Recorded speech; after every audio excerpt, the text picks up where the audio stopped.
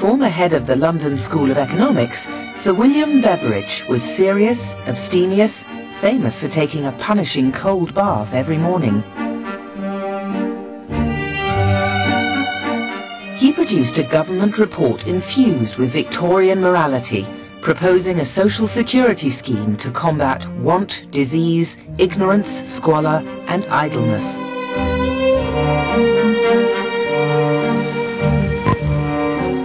The plan was controversial, so the timid Beveridge had to sell it to the nation. Sir William summarises the points of his plan. The report proposes, first, an all-in scheme of social insurance, providing for all citizens and their families all the cash benefits needed for security. I hope that when you've been able to study the report in detail, you'll like it, that it'll get adopted, and that so we shall take the first step to security with freedom and responsibility. That is what we all desire.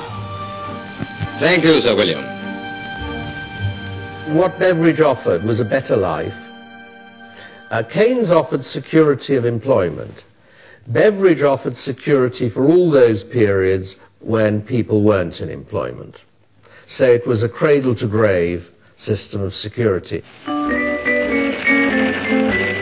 It's time for the Laundryman Chronoscope, a presentation of the Laundryman Whitnall Watch Company. The report flung this shy academic into the limelight. He even spread the gospel of his revolution to the capitalist heartland of America. In this 1952 interview, in front of some shameless product placement, Beveridge discussed his plan. All citizens in Britain are in effect covered for all risks from the cradle to the grave. I think my wife put it from the womb to the tomb. Well, but what's most interesting is that Beveridge himself didn't like the phrase that's become most associated with him. Describing it, you have been talking about what we might call in this country a welfare state. I never use the term welfare state. I believe in welfare, but I believe people ought to get their welfare by a cooperation between the state and themselves, and not from the state alone. What we give to people when they're unemployed or sick or retired is a bare minimum, just enough to keep body and soul together, but not enough for anybody really to be content with. Well, what's to prevent a man from merely staying on the social unemployment insurance system forever? Yeah, but nobody really will be content to do so. He always wants something more. He wants more than the bare minimum. Practically all people do. Thank you very much, Lord Beveridge. Great pleasure.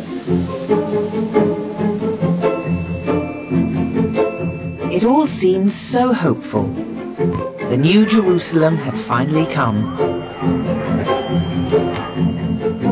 The ideas of Keynes and Beveridge triumphed after the war. Britain had close to full employment, a national health service, free schooling for all. The old were given guaranteed pensions, and Victorian slums were cleared for new housing. The welfare state was supported by both Labour and the Conservatives, a time of national consensus after decades of chaos. What happened with Keynesianism is it was married with centre-left politics, with a sense of a commitment to the welfare state, to building the land fit for heroes that wasn't built after the First World War. And the Keynesian welfare state that dominated Western European politics in the quarter century after the Second World War was a seismic change, because it regulated the market, but it also built a fair society. And that's what made it a remarkable political vehicle, not just an economic theory.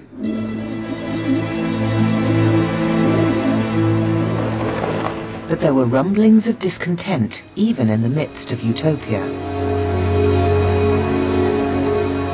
This new Jerusalem could only be achieved through a colossal expanse of the state. Bureaucracy and the public sector hugely increased in the post-war period. Critics feared Britain was becoming a nanny state.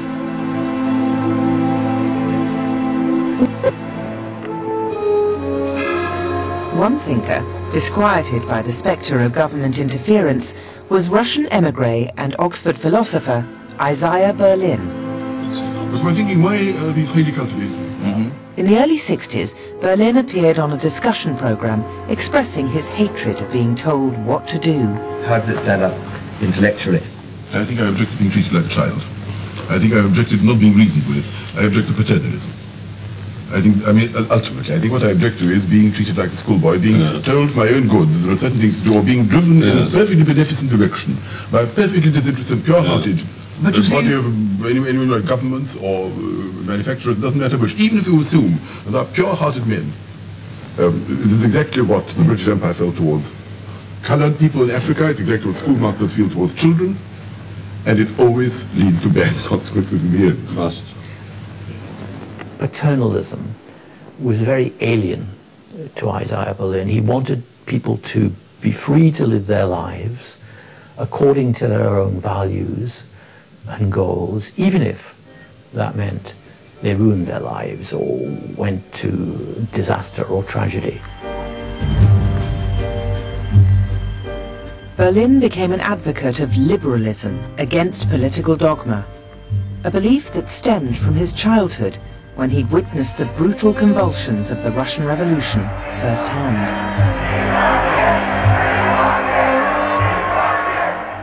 There was a man in the middle of a kind of lynching bee, very, very white, being dragged off by the crowd. He was one of these people apparently caught in some rooftop and was being dragged off to obviously a not very nice fate.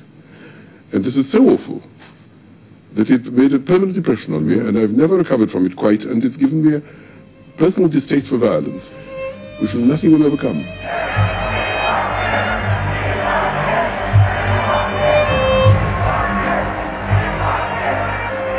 What Isaiah Berlin believed above all is that no individual or government should ever be confident that it knows the truth, and therefore all attempts to impose a magic solution on problems, be they communism or certain kinds of right-wing economic doctrinaire behavior, all these things we should be suspicious of, because no one knows the whole truth, and skepticism is the only wise position to adopt.